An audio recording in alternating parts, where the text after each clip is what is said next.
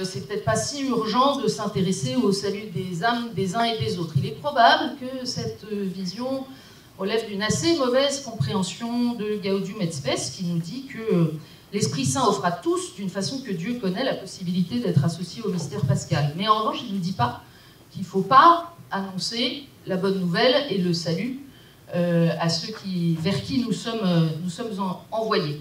Mais c'est vrai, on le voit bien aujourd'hui, on prend quand même beaucoup plus soin de notre corps, voire de nos relations sociales, que de notre âme. C'est presque un mot difficile à sortir comme ça dans une conversation. Alors c'est pour ça que ce matin, on a la très grande chance d'accueillir 3 personnes qui, chacune avec leur tempérament, chacune à leur manière et chacune selon leur histoire, ont été, allez, je vais le dire à la manière du comité du congrès, un peu cramées, quoi.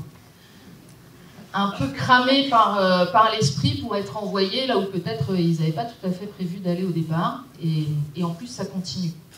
Alors, ce que je vous propose, comme manière de vivre ce temps ensemble ce matin, c'est que je vais vous les présenter, et chacun, pendant quelques minutes, va nous dire ce qu'a évoqué pour lui ce sujet quand on l'a invité, qu'est-ce qu'il ou elle a envie de nous dire là-dessus, pendant quelques minutes assez brèves. Jean-Luc, je te regarde.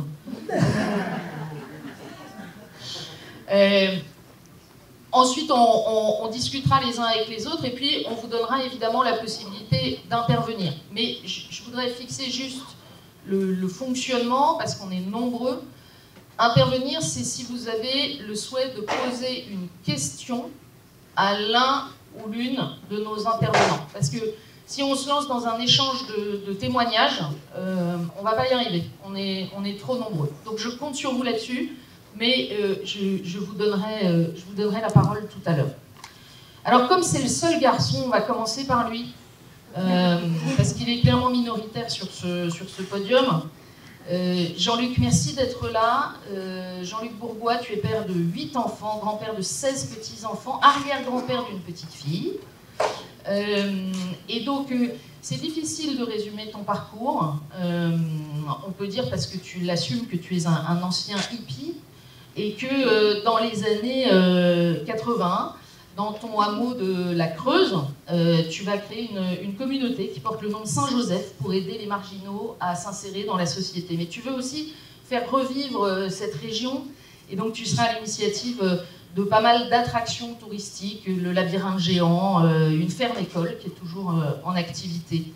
Et puis, au Moutier d'Ahun, qui, pour ceux qui ne connaissent pas, est la perle des bords de Creuse, hein, et où plane le souvenir des moines qui se sont installés avant l'an 1000. Si vous n'avez pas vu l'abbatiale, il faut y aller absolument. Au Moutier d'Ahun, il va te passer l'idée, où tu vas recevoir l'appel, mais en tout cas c'est pas simple, hein, d'acquérir un moulin et une grande bâtisse. Tu en fais la promesse à la Vierge et tu vas surmonter tous les obstacles, parce qu'on imagine bien que c'est pas très simple. Et aujourd'hui, Notre-Dame du Moulin, c'est un centre spirituel assez unique, un endroit de rencontre, de réflexion pour tous et pour ceux qui le souhaitent, un lieu de prière. Alors, évidemment, c'est très résumé, c'est très condensé, mais j'aimerais bien que tu nous dises quand même, est-ce que tu es passionné du salut des âmes? Et est-ce que tu trouves que c'est une spiritualité has-been? Certainement pas. J'ai la chance de vivre dans un petit pays qui s'appelle la Creuse, donc énormément de gens se connaissent. Et la disparition ou la mort ou le départ des personnes nous touche chacun d'entre nous infiniment. J'étais hier à l'enterrement d'une de mes voisines. C'était touchant au cœur, vous voyez. Et surtout de se dire que très peu de gens prient pour elle. Vous voyez, il y a cette triple église, l'église combattante qui est la nôtre, l'église souffrante, celle de nos chères âmes du purgatoire, et puis l'église triomphante, qui est déjà avec le Seigneur. Alors, notre rôle à nous, c'est vraiment, nous sommes ici, pourquoi? Parce que nous avons cette passion de l'Évangile. C'est toi la passion de l'Évangile. C'est annoncer à tous que le royaume de Dieu est vivant, que c'est magnifique, que la récompense qui nous attend là-haut est infiniment inespérée par rapport à la tristesse de nos vies terrestres.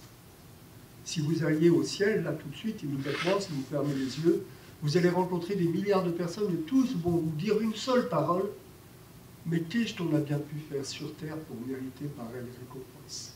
Vous voyez? Donc, qu'est-ce qu'on a bien pu faire sur Terre pour mériter pareille récompense? Voilà, ça c'est la parole des élus. Et on a, parmi tous les gens qui partent, des gens qui n'y sont pas encore. Et donc pour nous, c'est un vrai souci amoureux pour que ces personnes puissent rejoindre le royaume de Dieu. Alors moi j'aime bien dire que, en fait, quand on est, on nous donne une mobilette pour aller à la salle du mariage, mais sur la route, manque de peau, on change 2-3 poids de chaîne, on crève et tout ça, et quand on arrive devant la salle du mariage, eh bien les mains ne sont pas propres. Donc ils vont passer par un petit vestibule où on peut se nettoyer. Vous voyez, c'est ça le purgatoire. Donc moi j'ai vraiment ce souci, un vrai souci. Visiter les cimetières, prier pour les gens qui s'y trouvent, toutes les personnes qui sont autour de moi. Il y a une pauvre dame Odette là, qui est morte il y a 3 semaines chez moi. Elle a fait couper la croix qu'il y avait sur le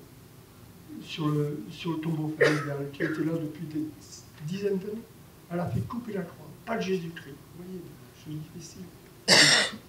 Prier pour Odette. Oui. Donc on a cette mission, nous, Église combattante, d'assurer le bonheur de cette Église souffrante. Et si vous avez le privilège, les âmes du purgatoire, voyez-vous, elles ne sont pas ingrates. Elles nous appellent, bien sûr, mais elles ne sont pas ingrates. Alors ça, c'est votre mystère à vous, c'est le mien, donc je ne vais pas en parler. Merci Jean-Luc.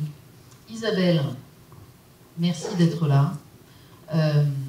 Isabelle, les choses ont un peu commencé avec une idée folle, avec une amie à HEC, et si on prenait une année sabbatique pour faire le tour de France des clochers. Et puis, de fil en aiguille, vous allez être à l'origine de 2 initiatives, 2 démarches missionnaires qui envoient des jeunes chrétiens en mission dans les paroisses rurales. Il y a la mission Isidore, c'est 1 an, ou plus si on veut, mais 1 an de mission de volontariat dans une paroisse de campagne pour des étudiants, des jeunes actifs, il y a aussi des jeunes familles. Et puis, alors, c'est difficile à prononcer, les WEMPS. Exactement. Les WEMPS, c'est les week-ends, mission, prière, service. C'est des séries de week-ends de mission paroissiale avec des paroisses rurales. On peut dire que dans le civil, après avoir terminé tes études de commerce et management à HEC il y a 3 ans, tu travailles aujourd'hui à Paris dans une entreprise sociale qui accueille des personnes handicapées et des personnes en insertion autour des métiers du reconditionnement informatique. Et je voudrais dire un petit mot qu'il y a sur la page web des WEMPS. Il est écrit « Nous sommes animés par l'urgence de la mission et le désir de servir l'Église ». Alors à ton tour de nous dire pourquoi, comment tu es passionné par le salut des âmes. Ma première réaction au thème de cette table ronde et à l'invitation qui m'a été faite, c'est de dire est-ce que vous êtes bien sûr que c'est moi que vous voulez solliciter pour cette table ronde? J'ai posé cette question 3 fois. On m'a dit oui 3 fois, et donc j'ai suivi. Et c'est pas à HEC que j'ai appris des choses sur le salut des âmes. Et je vous rassure tout de suite, puisqu'on y parle plutôt de choses matérielles et très terrestres. Et j'ai fait donc il y a 5 ans cette expérience assez forte de partir 1 an en mission au service des paroisses Saint-Léger, Sainte-Procule et Saint-Bénite, dont Edith ici est une représentante, et dans l'Allier et le Puy-de-Dôme. Et pendant cette année de mission que j'ai vécue avec une amie qui s'appelle Dauphine, on a initié les WEMS, Weekend Mission Prière Service, les t-shirts bleus que vous avez peut-être croisés au congrès mission. Et vous disiez, Philippine, en introduction, qu'on parle beaucoup de notre corps, on parle de notre esprit, peut-être de notre bien-être, de développement personnel, d'aller bien, de se sentir bien, de santé mentale. C'est des sujets qui font partie de nos conversations aujourd'hui. En revanche, la santé de notre âme, c'est un sujet qui en est plutôt absent, ou qui semble en effet has-been dans la discussion. Une chose que j'ai découverte pendant ces 5 années maintenant de mission, de retour de mission et de mission qui continuent, en particulier au service de l'Église du monde rural,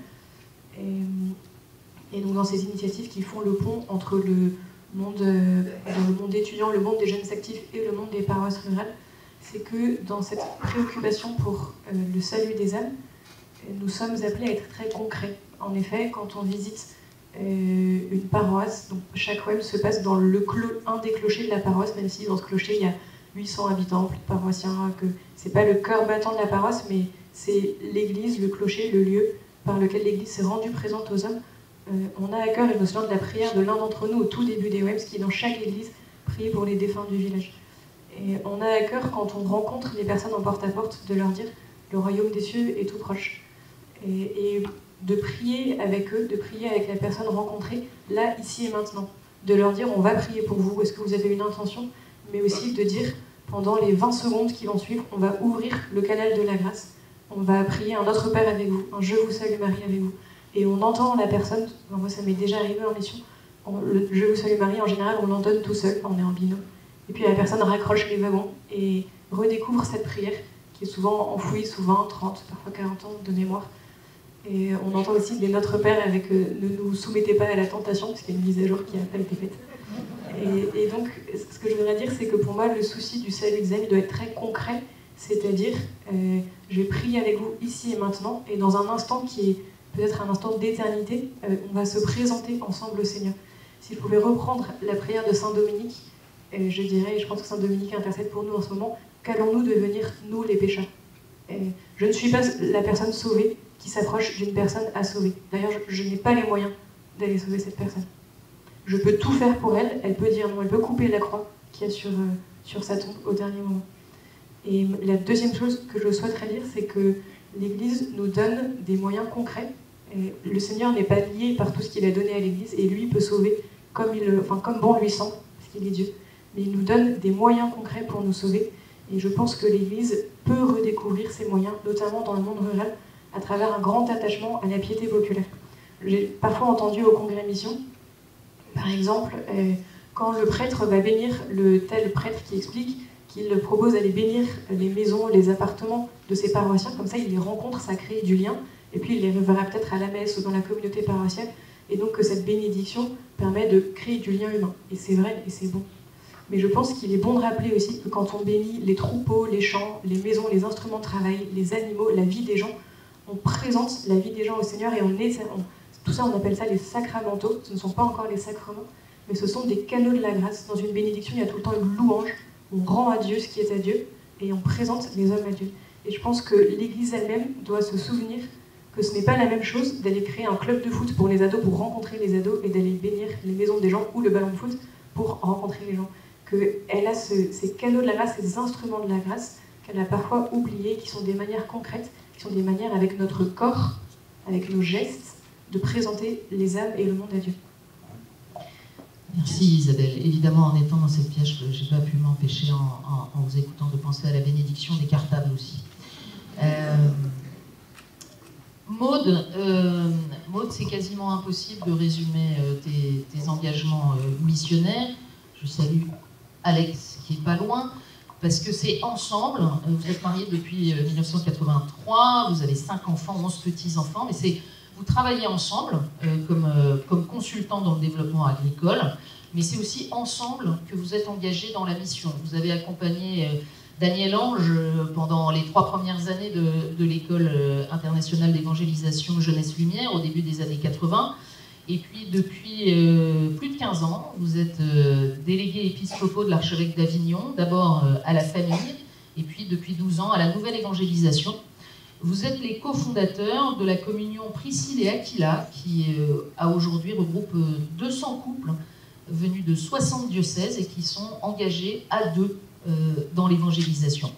Vous êtes également prédicateurs tous les deux de retraite de couple, formateurs à l'évangélisation auprès des jeunes et des couples. Et pour ceux qui veulent en savoir plus, c'est pas très difficile de trouver les nombreux livres, DVD, vidéos, émissions de radio que vous avez commis ensemble. Donc Maud, c'est à ton tour. Alors cette question du salut des âmes, c'est effectivement, pour moi, quand j'étais jeune, ça me semblait une autre époque où les missionnaires partaient loin pour baptiser à tout prix. Et puis c'est passé l'expérience de la disproportion entre le fait d'ouvrir sa bouche pour parler de Dieu et les effets qui se sont produits. On a fait l'expérience avec Alex fiancé que lors de notre premier témoignage, absolument pas préparé, la grâce avait agi. Et la grâce a agi et a transformé nos vies. Et on s'est dit, mais qui sommes-nous pour dire au Seigneur, te sers pas de nous, cherche-en un autre. Et je pense que cette expérience fondatrice a fait que nous avons accepté, comme tout missionnaire, d'être bouleversés intérieurement par la détresse de ceux qui ne connaissent pas Dieu. Et quand on a fait l'expérience de la beauté de l'amour de Dieu pour soi, on ne peut pas se taire. Mais c'est pas simplement qu'on ne peut pas se taire, c'est qu'on ne peut pas rester indifférent. Donc pour moi, le salut des âmes, c'est d'abord, la compassion pour des cœurs assoiffés d'un amour qu'ils désirent plus que tout, qui ne connaissent pas le chemin et qui sont perdus comme des brebis sans berger. Et quand on regarde ce monde, on peut le regarder en jugeant et on peut le regarder en étant transpercé par ce manque de Dieu qui apparaît partout. On a l'habitude de dire, et c'est pas une blague, que les sex shops et Internet et la pornographie, c'est la preuve de l'existence de Dieu. Je pense que c'est le cas. Donc quand on arrive à rentrer dans ce regard-là, le salut des âmes, ça devient ici et maintenant. Apporter à tous le réconfort d'un Dieu qui transforme nos vies, parce qu'il nous aime. Et donc, ce cri de Dominique, moi, il me touche beaucoup, mais c'est l'expérience qui nous a appris ça. C'est l'expérience qui nous a appris qu'un cœur de missionnaire ne peut pas être un encéphalogramme plat. Si vous ne voulez pas vivre d'émotions, ne soyez pas missionnaire. Parce qu'on ne peut pas faire autrement que d'être bouleversé par tout ce qu'on entend. Et on ne peut pas faire autrement que de se réjouir, de voir l'œuvre de Dieu dans les cœurs. Et tout ce qu'il fait et ce qu'il accomplit pour que le salut soit donné ici et maintenant pour chacun. Merci Maud. Alors on vous a entendu tous les trois, j'aimerais qu'on discute un peu maintenant, qu'on échange. D'abord, est-ce que chacun de vous, vous deux, vous connaissiez bien, mais est-ce que Isabelle, par exemple, vous connaissiez les parcours de vos deux camarades de ce matin? J'aimerais vous entendre en fait chacun nous dire un petit mot de ce qui vous touche dans le parcours ou l'initiative de votre voisin ou voisine. Allez, Isabelle. C'est parti, comme ça j'ai pas le temps de préparer. Génial. Ce qui me touche dans ce que tu dis, Maud, c'est cette idée qu'on ne peut pas se soucier du salut des âmes ou du salut des autres sans les aimer, d'un cœur qui se laisse toucher. Ça se rapproche pour moi d'une expérience, notamment de mon expérience de mission, qui est qu'en mission, on part pour être utile pour l'autre, notamment pour aider l'autre, pour changer quelque chose dans le monde de l'action, dans le monde matériel. Et on se rend compte que aider, ça ne sert à rien, qu'il s'agit d'aimer, et que pour aimer, il faut se laisser aimer. Et je pense par exemple à des périodes plus dures dans la mission, où c'est les personnes chez qui j'étais hébergée qui m'ont accueilli, recueilli, qui ont pris soin de moi. Et moi, j'étais partie pour ces personnes. Et donc, qu'on ne peut pas se soucier. Vous savez, je pense qu'il n'y a rien de plus insupportable que quelqu'un qui pense vouloir votre bien, mais qui ne vous écoute pas. Comme cette personne qui vous resserre 4 fois à table alors que vous n'avez plus faim.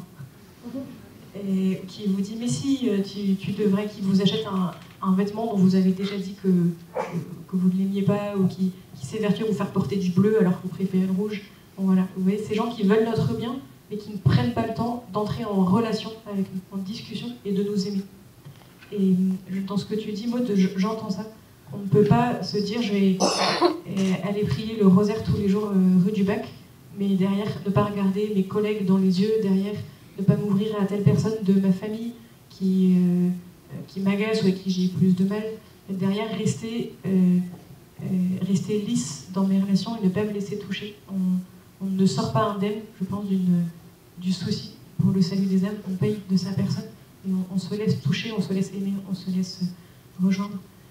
Et dans ce que tu dis, Jean-Luc, j'entends j'étais heureuse et étonnée d'entendre dans les premiers mots de cette table ronde le rappel que nous sommes ici sur Terre l'Église combattante, qui a notamment mission de combattre et de prier pour l'Église souffrante. Comme ça, je révise le catéchisme en même temps, les âmes du purgatoire.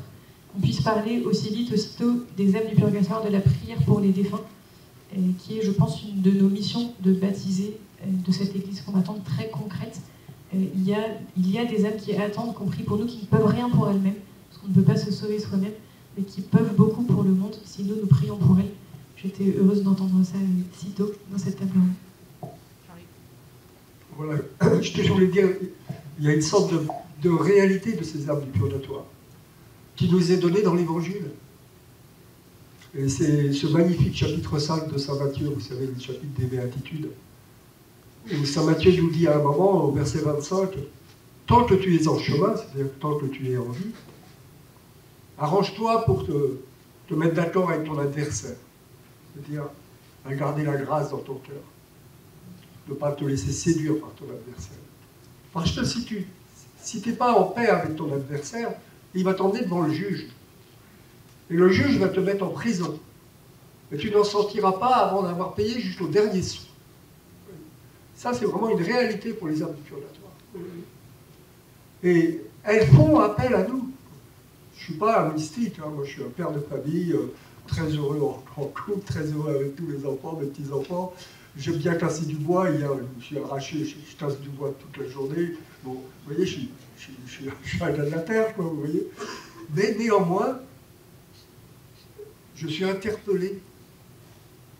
Je suis interpellé par... Et c'est un souci pour moi. C'est une prière quotidienne. Je ne sais pas. Ça, c'est votre vie aussi. Hein. C'est un truc que l'on partage. Est-ce que vous avez ce souci? Je n'en sais rien. Mais pour moi, je serais très heureux d'avoir participé à... Et puis vous savez, on vit dans un pays, nous, la Creuse, c'est différent. Je vois un arbre, je me dis, merde, là, c'est là où le copain est mort. Je vois autre chose, on va dire, mais merde, il y a ça, il y a ça. Le pays est inscrit, il est marqué, on est encore dans une tradition, vous voyez, qui est complètement perdue dans les grandes villes. Nous, là, on a toute une histoire, c'est vraiment, on est marqué par ça. Alors c'est peut-être plus facile pour nous, en campagne, de vivre cette solidarité des âmes.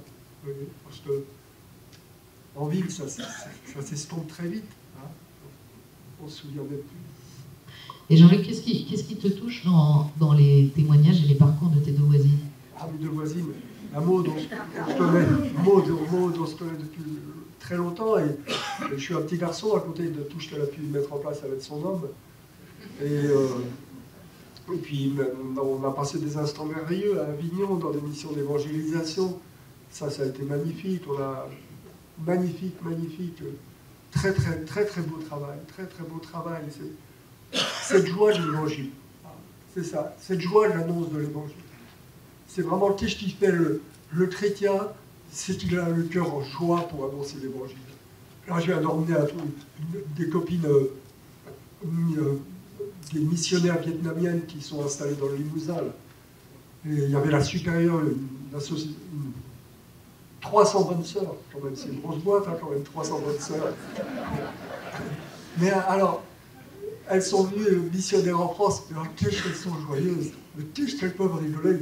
Je les ai pris depuis la Creuse jusqu'à Lourdes, aller-retour. Ça a rigolé tout le temps, avec la supérieure générale. Hein.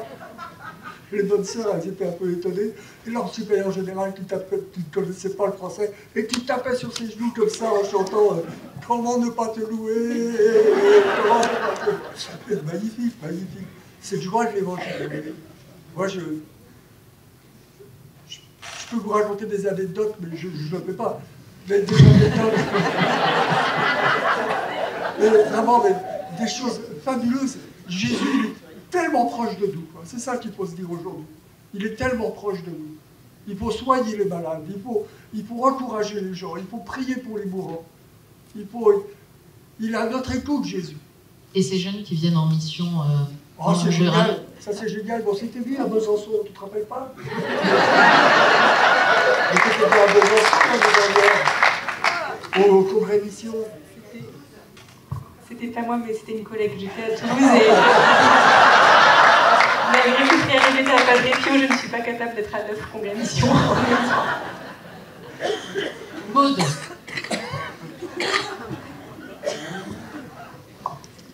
Moi, ce qui me touche beaucoup dans ce que tu as dit, Jean-Luc, c'est qu'il y a une certitude qui m'a habité assez jeune quand on a commencé la mission.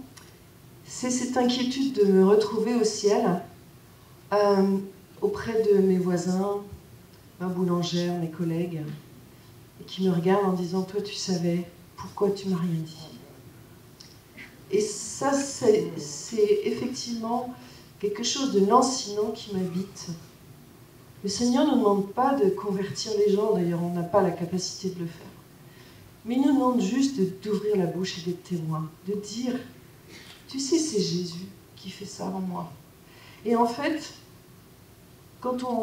c'est pour ça que ça rejoint aussi l'expérience que tu nous as partagée, c'est que, Isabelle, c'est que justement, c'est la rencontre avec l'autre.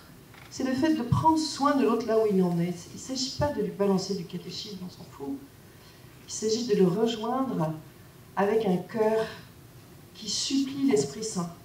Seigneur, montre-moi où est la brèche de ce cœur pour que j'annonce ton salut. Où est la brèche? Et l'Esprit Saint nous le donne. Et par moments, dans des rencontres, on sait où est la douleur de la personne. Et tout doucement, on peut approcher de ce lieu qui est toujours triste, de ce lieu qui est mort en eux, de ce lieu qui se cache, et où par délicatesse, on peut proposer la lumière du Seigneur, la consolation. La consolation. Notre monde a besoin de consolation.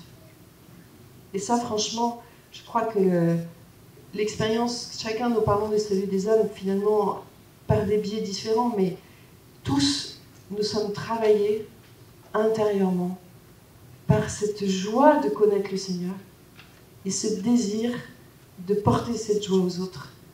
Et ça rejoint une phrase de Benoît XVI qui disait « La première des charités, c'est d'annoncer le Dieu vivant. » Comment on fait pour, justement, d'une part, pas anesthésier ça, parce que ça peut être une tentation de se dire ok, il y a beaucoup d'enjeux, mais je ferai ça du 15 au 30 juillet parce que le reste du temps c'est quand même un peu difficile. Parce que ça veut dire, vous l'avez dit tous les trois, accepter de rester vulnérable dans ces rencontres et dans ces échanges. Donc comment est-ce qu'on fait à la fois pour ne pas se laisser anesthésier et en même temps pas se mettre dans cette posture contre laquelle vous nous mettez en garde aussi, d'être le distributeur, d'être celui ou celle qui vient faire du bien aux autres, ce qui est quand même extrêmement valorisant. Voilà, est-ce que vous avez des trucs à nous partager ce matin, des conseils pour ne pas tomber dans un excès ou l'autre? Moi, je dirais déjà une chose qui est très importante, c'est que ce n'est pas nous qui portons la douleur du monde, c'est Jésus.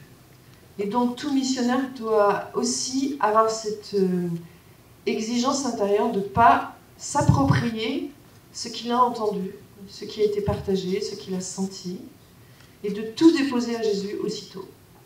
Mais ça n'empêche d'avoir un cœur effectivement sensible, mais on ne doit pas non plus s'effondrer dans notre émotionnel, quoi. Parce que sinon on n'apporte du bien à personne et nous on s'effondre avec, ça ne sert absolument à rien. Donc il y a aussi une distance à garder. Et c'est vrai que ça fait partie aussi de l'ADN du missionnaire, c'est de faire ces alternances entre la mission et le désert.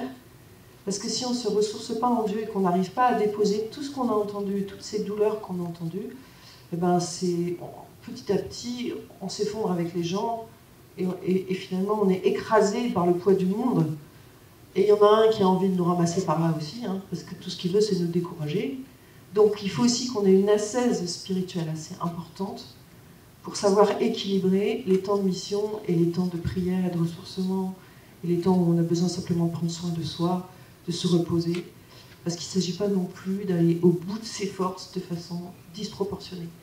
Alors pour ça, quand on est couple, mari avec des enfants, une vie de travail et tout, ça aide bien, parce qu'on est obligé de bien cloisonner, voilà.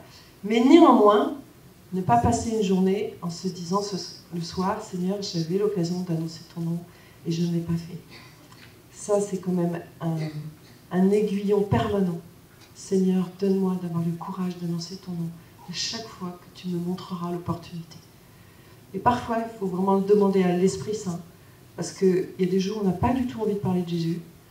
On est dans le train, on a envie d'être cool, et comme par hasard, on a un voisin d'à côté qui nous fait des coups de pied, des coups de machin, parce qu'il voit qu'on est en train de lire un truc catho, et on se dit, ça y est, il va falloir que je parle de Jésus. Oh. Voilà. Donc il y a aussi la lassitude du missionnaire, c'est vrai, mais en même temps, la joie est tellement grande de voir le travail que le Seigneur fait, que ça vraiment, c'est extraordinaire de vivre ces joies-là. Juste pour dire, je vais prendre 2 petits exemples très simples. Je pense que là où le missionnaire est vraiment... tu peux toucher vraiment la personne à qui il parle, c'est si son cœur est rempli d'humilité. Vous voyez, si vraiment il se situe tout à fait en dessous de la personne à qui il va parler. Vous voyez. Ça me rappelle une petite anecdote à Orléans.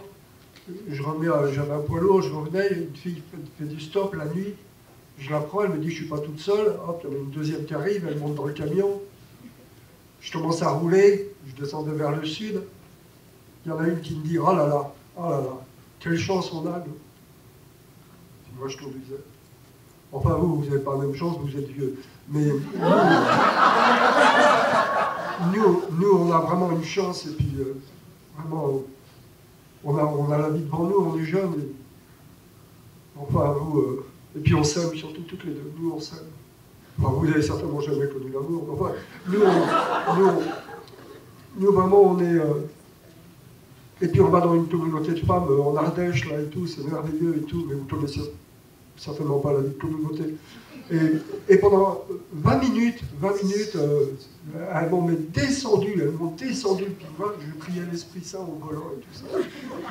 Et au bout de 20 minutes, je leur dis, est-ce que vous avez entendu parler de Jésus-Christ? Alors il y en a une qui me dit,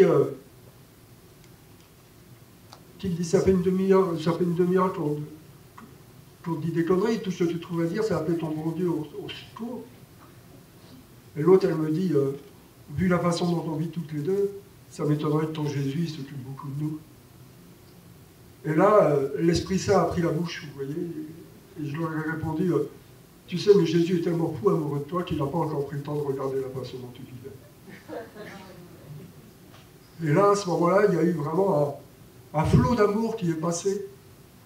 Et les filles ont retrouvé leur pudeur, c'est-à-dire qu'au début, elles étaient très joyeuses de me faire voir une complicité, vous voyez, qui était quand même pas forcément très saine. Mais là, elles ont retrouvé leur pudeur. Donc elles me regardaient, je les voyais dans les phares des voitures qui arrivaient en face. Alors elles pleuraient. Vous voyez. Alors ça, c'est vraiment... là, le nom de Jésus a été annoncé. Il a été annoncé avec profusion, on va dire. Vous voyez. Grâce à l'humilité que l'Esprit Saint a posée dans mon cœur. Je me serais défendu, vous voyez, en disant, non mais vous me faites chier à parler comme ça. Mais c'était foutu, quoi, vous voyez, c'était perdu, quoi. Et puis, un autre exemple dans le même sens, vous voyez, à Porte d'Orléans, je vois 2 jeunes, un petit blanc, un petit noir, qui font du stop, ils s'arrêtent. Je m'arrête, je les prends, et puis on fait quelques kilomètres, je leur dis, est-ce que vous connaissez Jésus-Christ? Ils me disent non, pas du tout. On fait 10-15 kilomètres, mais qui c'est ce Jésus-Christ?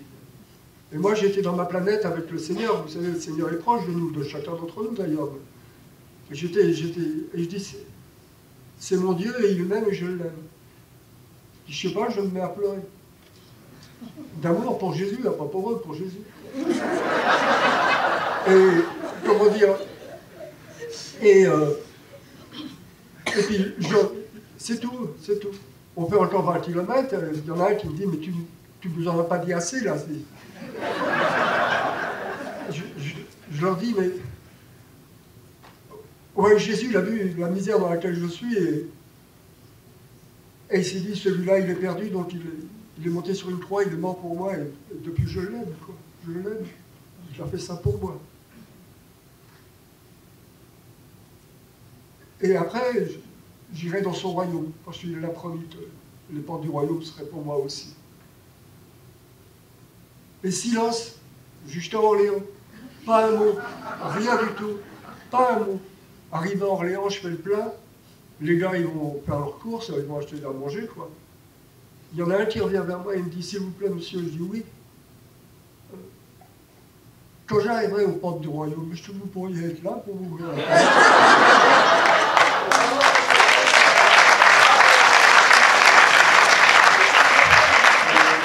Vous voyez, ces aventures-là, vous comprenez bien qu'elles ne peuvent pas être inventées, quoi. Ça vient vraiment du Seigneur, quoi. Et c'est ça la joie de l'Évangile. C'est vraiment ça, c'est pouvoir annoncer l'Évangile et après prier. Les deux nanas, je peux vous garantir, j'aurais balancé un paquet de prières derrière la tête. Mais je ne les ai pas lâchées pendant des mois et des mois et des mois. Hein. Après, je ne les ai pas lâchées. Hein. Là j'ai d'autres choses à penser. Mais... ouais, j'arrête.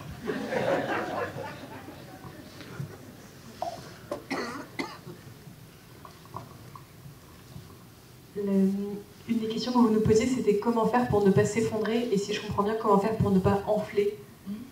Devant la joie de la mission, aussi parfois devant des fruits qu'on peut voir.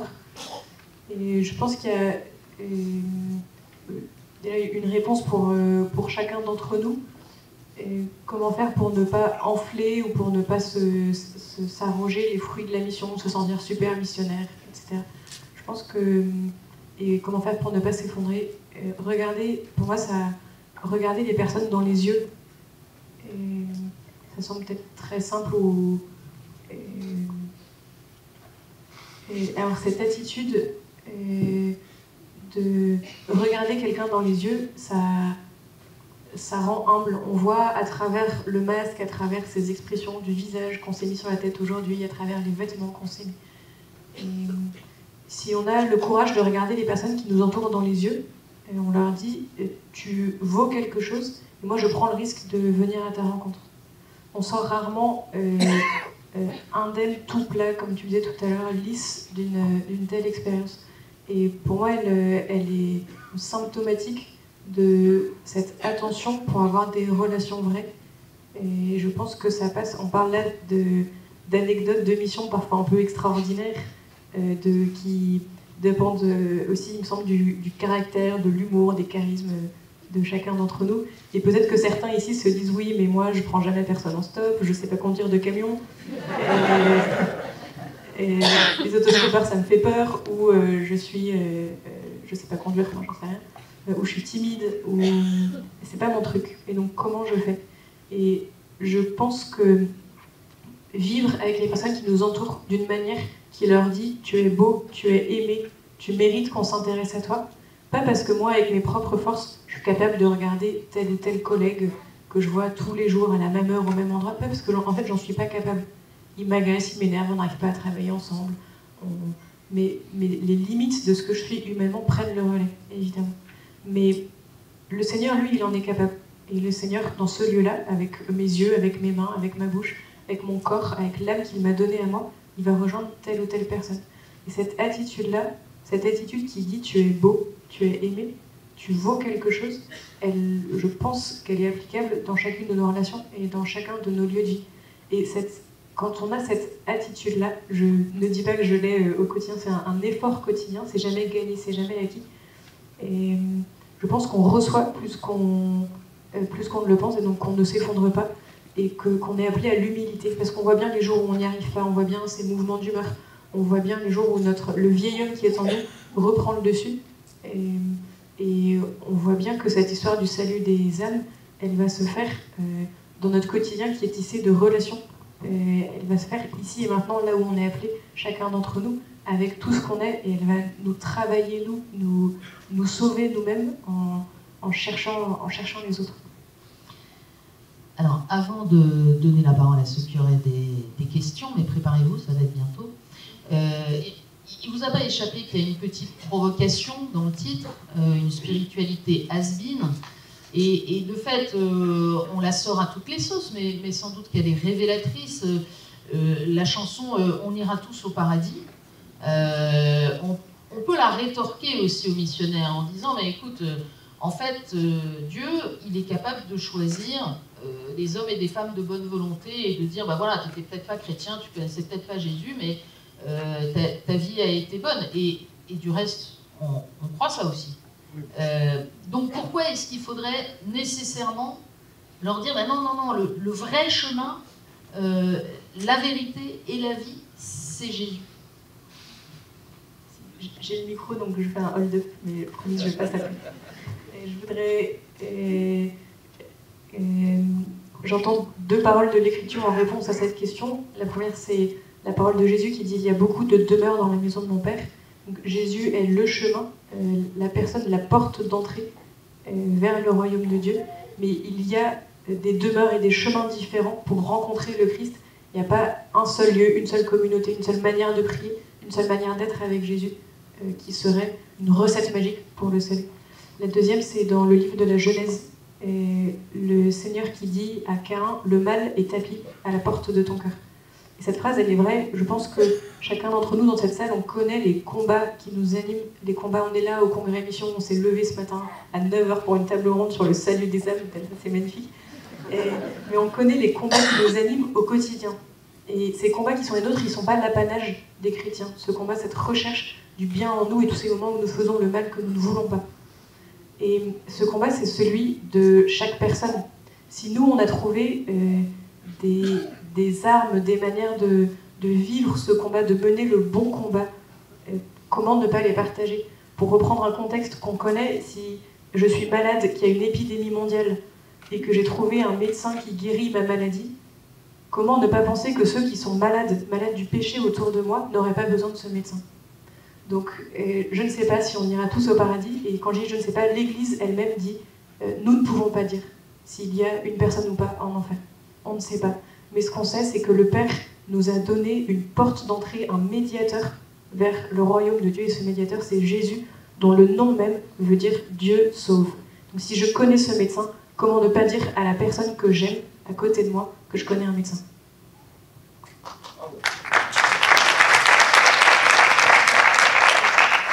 Là, je me sens petit. Hein. Oui, je pense que cette solidarité qui nous est demandée, elle nous est demandée à tous. Et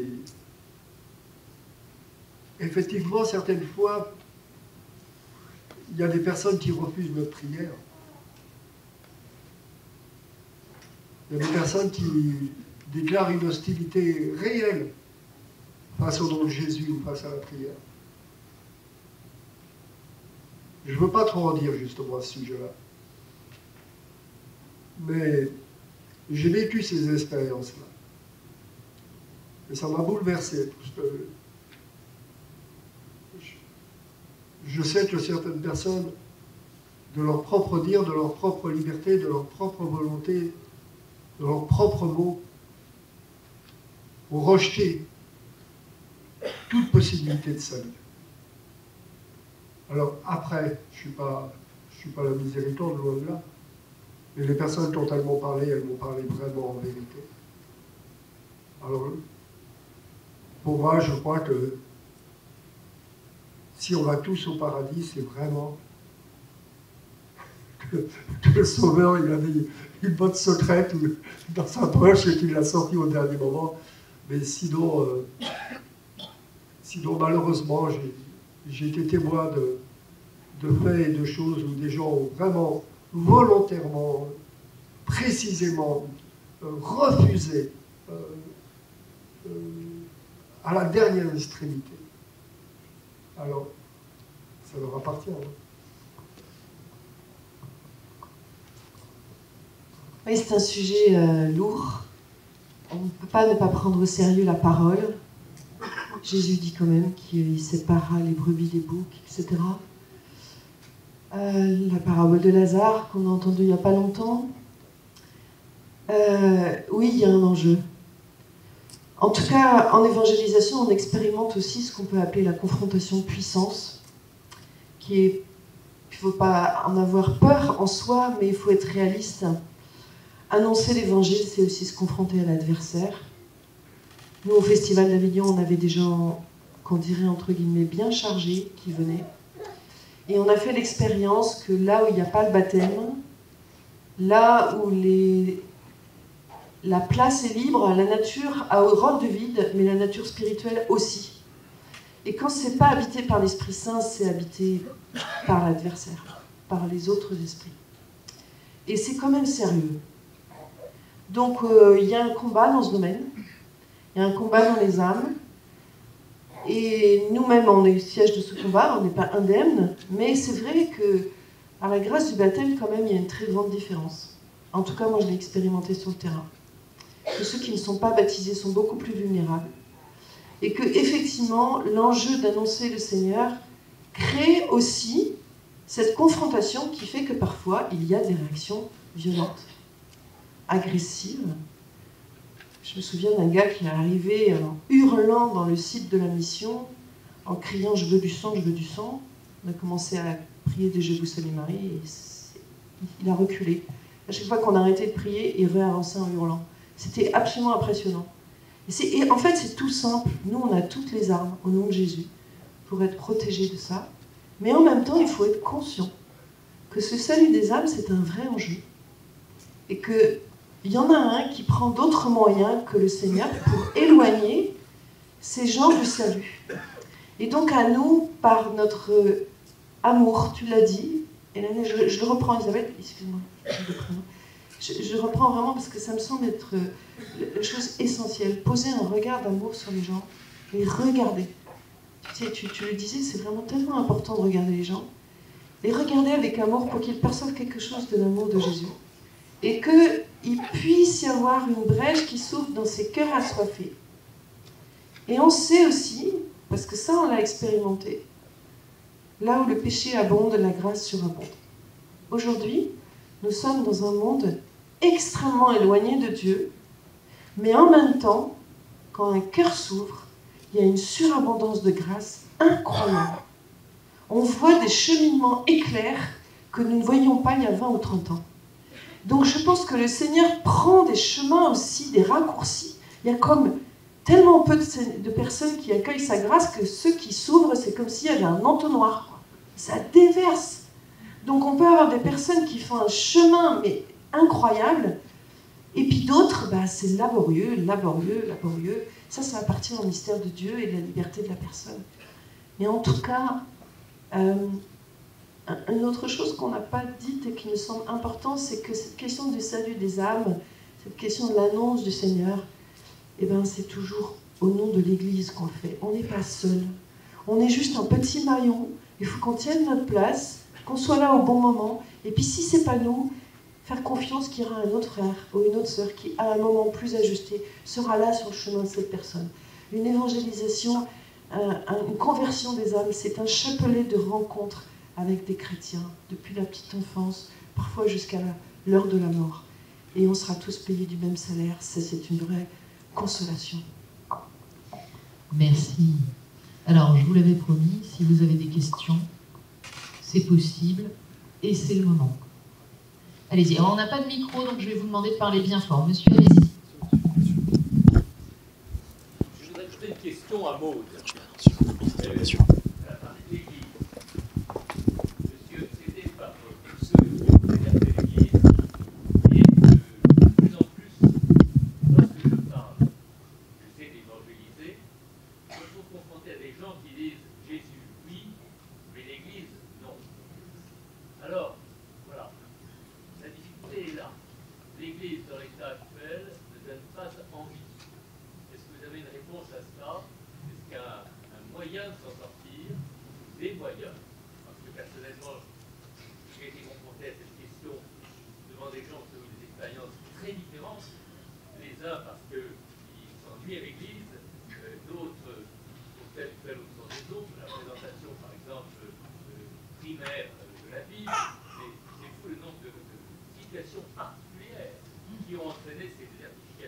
Alors, Jésus oui, l'Église non. Maud, qu'est-ce que tu réponds? Oui, c'est une question classique, mais alors commençons par Jésus oui, et allons au bout du Jésus oui, et puis il y a de fortes chances qu'ils arrivent à l'Église. Donc il faut d'abord commencer par Jésus oui, quoi. Qu'est-ce que c'est ton Jésus qui vraiment... Est-ce que tu l'aimes, etc. Bon, Je ne vais pas répondre parce que le compte mission est fait pour répondre à cette question-là, qu'il y a 1000 initiatives qui existent pour essayer justement de transformer notre Église. Mais je dirais juste une chose, c'est une histoire de relation. De relation. Savez-vous que quand quelqu'un connaît personnellement 5 chrétiens, il a 80% de chances de rester dans l'Église, un catéchumène. S'il connaît moins de 5 chrétiens, il a 80% de chances de partir. Je vous le fais en rapide, hein, mais c'est ça en gros l'idée. Donc ça veut dire que quand on connaît quelqu'un qui dit Jésus oui, l'Église non, ben je vais te faire rencontrer des frères chrétiens avec lesquels tu vas tisser des relations.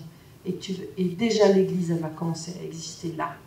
Donc on ne peut pas porter seul ce problématique-là, mais on doit élargir et chercher le besoin de la personne et essayer d'y répondre. Il ne s'agit pas d'emmener tout de suite à la sacramentalisation. On ne peut pas messaliser tout le monde, je ne sais pas comment on peut dire. Ce n'est pas le but. Le but, c'est d'abord qu'ils vivent avec le Christ et qu'on trouve quelle est la réponse à leurs besoins d'aujourd'hui. Et l'Église, ils y viendront, tout seuls. C'est ce qui s'est passé le matin de la Pentecôte. Pierre parle de ce Jésus que vous avez crucifié. Il prêche. D'entendre cela, ils eurent le cœur transpercé. Transperçons les cœurs par notre parole. Et alors ils dirent à Pierre, frère, que devons-nous faire? Et là, tout d'un coup, Pierre devient un frère. Et donc, c'est l'intégration dans l'Église. Donc, notre job, c'est de ne pas mélanger la première annonce et l'intégration à l'Église. Faisons une bonne première annonce. Jésus, oui, allez, je vais te prendre au mot. On va parler de Jésus. On va prier ensemble. Après, il dira, emmène-moi à l'Église. Dans le sens communauté. Isabelle voulait ajouter quelque chose.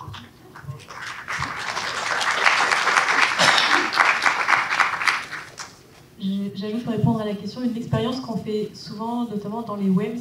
Donc un WEMS, c'est un week-end de mission paroissiale. Il y en a 3, 4 ou 5 dans la même paroisse en un an. Donc il y en a un en octobre, novembre, mars, juin par exemple. Et dans les WEMS, on fait parfois l'expérience contraire, qui est l'Église, oui. Pourquoi? Parce que vous êtes venu chez moi, parce que vous avez toqué à ma porte alors que plus personne ne le fait, parce que vous êtes là alors que la Poste, EDF, le maire, tout le monde est parti. Vous êtes là. Et en fait, je rencontre des frères. Et on a des expériences. Enfin, dans les WEMS, il y a des personnes qui ont fait un cheminement d'abord avec l'Église, parce qu'elles ont rencontré des chrétiens dans un monde d'isolement, dans un monde de solitude, de liens brisés, enfin, l'Église, par la préoccupation pour les personnes, l'attention humaine donnée à chacun, ce regard qui dit « tu es beau, je t'aime, on a quelque chose à te dire », en fait, a suscité l'attraction, on pourrait dire, des personnes. Et petit à petit, on en arrive à Dieu. C'est un peu votre bon Dieu, je le connais. Moi, j'ai tout fait. J'ai fait le baptême, j'ai fait la petite communion, la grande communion, le nanana. J'en peux plus, j'en ai marre.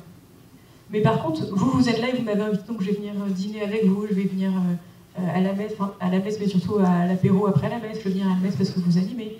Il y a tout un enjeu ensuite à accompagner cette rencontre qui, on pourrait dire, ce feu de paille, ce déclencheur, cette étincelle. Mais on vit dans un monde, j'ai pas la statistique exacte, mais des millions de Français qui vivent la solitude, qui parlent une fois par semaine à leur boulanger ou à leur facteur. Une fois par semaine. À combien de personnes avez-vous déjà parlé ce matin? Combien de messages avez-vous envoyés sur vos téléphones?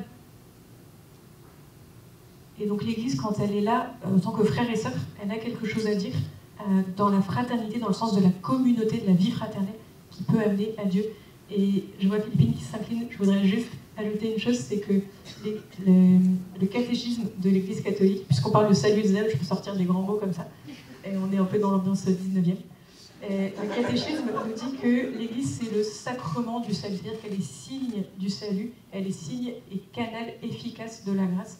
Il est dur souvent d'évangéliser au nom de l'Église, mais avec la foi, si on regarde l'Église sainte, l'Église telle que le Seigneur l'aime, en fait, l'Église est le signe du royaume. Le royaume de Dieu est tout proche, le royaume de Dieu se fait dans l'Église. Avec l'Église, il n'y a pas un royaume un peu de chrétiens, de cathos cool à côté de l'Église institution. Ça s'appelle le congrès mission, ça s'appelle le festival, ça s'appelle nos grands événements missionnaires. Et puis à côté, il y aurait l'Église qui serait une institution. Le royaume de Dieu se déploie dans l'Église. Et l'Église, quand on dit l'Église, non, ça veut dire vous et moi, là, non. Nous sommes l'Église. Et je pense qu'il y a tout un chemin pour faire passer, d'abord nous, dans nos propres présentations, c'est-à-dire l'Église, c'est eux, c'est la conférence des évêques, c'est mon prêtre, c'est mon curé, etc. À l'église, c'est nous. Et donc si quelqu'un me dit l'église, non, j'allais dire, et pourtant moi je suis venue vous rencontrer avec mon binôme, parce qu'on part a priori jamais seul en mission. On est déjà une petite communauté. Et pourtant nous on est l'église et on est en train d'établir cette relation avec vous. Et je pense que cette conversion-là, elle se joue aussi dans nos propres cœurs. L'église, c'est pas eux, c'est nous. Je me penche parce qu'il nous reste un peu moins d'un quart d'heure et il y a plusieurs mains qui se lèvent. J'ai pas une voix qui porte vachement, mais voilà. Je me demandais comment faire descendre cette préoccupation de la raison à notre cœur sans discours contreplaqué, sans faire de la mission pour gagner un combat. Et en fait, cette préoccupation, pour qu'elle soit vraiment, en fait, elle demande forcément à ce qu'elle ait un coût pour nous. Et du coup, est-ce qu'il y a aussi des œuvres cachées mais efficaces qui sont plus très glamour aujourd'hui? Je pense par exemple aux jeûnes, au chapelet, pour œuvrer à notre conversion, pour avoir cette préoccupation du salut des âmes et à la conversion des gens. Qui veut répondre? Tu répètes la question? Alors, non, parce qu'il y a trop de mots, mais je vous propose de vous approcher du micro. Je ne peux pas l'approcher plus que ça. En fait, je me demandais comment faire descendre cette préoccupation de notre raison à notre cœur sans discours contreplaqué, sans faire de la mission un combat à gagner, mais vraiment par amour pour que tout homme soit sauvé. Et en fait, je me dis, c'est facile de se dire préoccupé sans vraiment donner de sa personne, sans que ça ait un coût pour nous. Et du coup, est-ce que on a des moyens, des œuvres concrètes et cachées, qui ne sont pas forcément très glamour aujourd'hui, pour œuvrer au salut, enfin à notre conversion, à cette préoccupation du salut des âmes et au salut des gens, qui soient des œuvres cachées mais efficaces. Je pense aux jeûnes, aux chapelets, etc.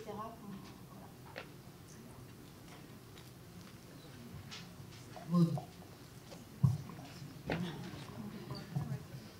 Je ne suis pas un expert dans la question, je peux juste partager mon expérience. Je pense que, comme dirait le pape François, on ne sort pas de son canapé si on n'est pas motivé par quelque chose de plus fort et l'amour des autres et le désir de transmettre cette bonne nouvelle. Après, l'ascèse personnelle qui consiste à appuyer ta mission par le jeûne et la prière, oui, pourquoi pas, c'est même très puissant. Mais je dirais par prudence, à vérifier avec ton accompagnateur spirituel, parce que l'orgueil se glisse partout, y compris dans les actes cachés, et que parfois on peut avoir l'impression de gagner grâce à son jeu. C'est efficace, oui, mais il faut vraiment tenir ça avec beaucoup d'exigences personnelles. Mais en tout cas, la première motivation qui te fait passer de la tête au cœur, c'est de laisser ton cœur être touché par la détresse de celui que tu rencontres. Il n'y a pas d'autre solution que d'être transpercé. C'est pour ça qu'on dit souvent que c'est les entrailles. Dieu, c'est les entrailles de mère. Une maman qui entend un nouveau-né pleurer, quelle qu'elle soit, elle tend l'oreille. Ben, je pense qu'à l'image de Jésus, on ne peut pas voir un homme souffrir à nos côtés sans tendre l'oreille et le regarder. Voilà, c'est tout simple. Mais je suis d'accord qu'effectivement, ce travail spirituel derrière est important, mais je dirais à valider avec un accompagnateur pour être sûr de ne pas partir dans une espèce d'exploit ascétique qui serait dépassé aussi. Voilà, c'est tout. Merci Maud. Une autre question. Bonjour.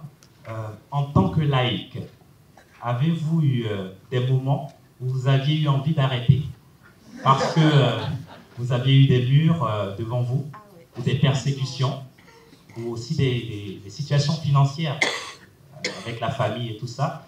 Comment avez-vous géré cela? Allez Jean-Luc. Moi, j'ai une vie un petit peu particulière, tu vois, dans le sens où assez rapidement j'ai compris qu'il y avait un lieu en France qui s'appelle Paray-le-Monial, la cité du cœur de Jésus. Et le fait de vivre cette consécration au cœur de Jésus m'a entraîné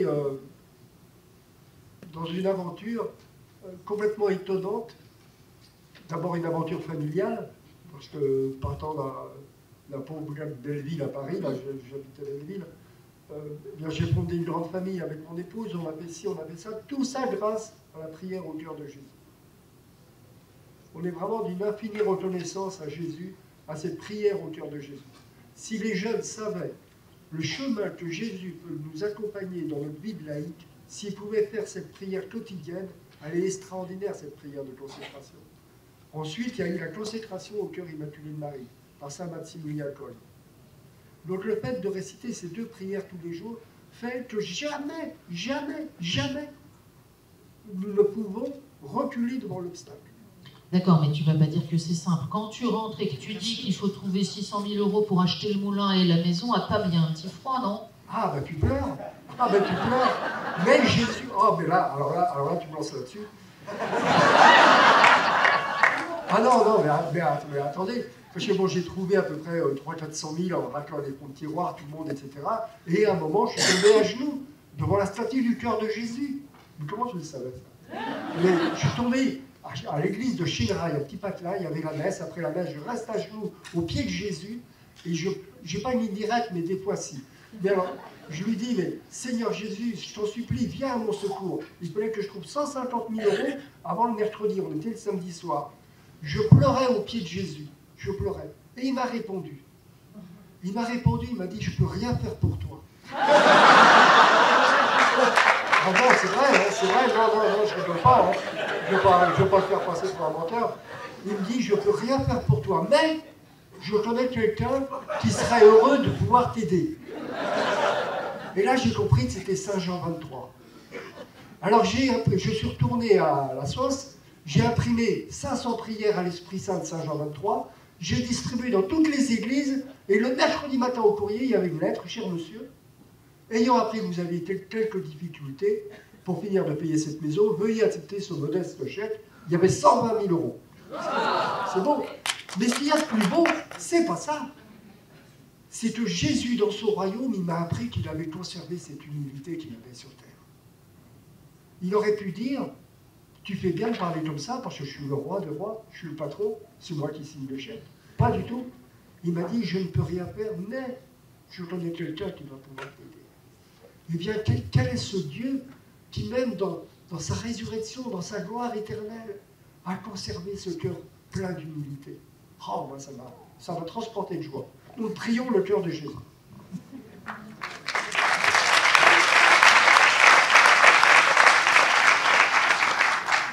Une autre question?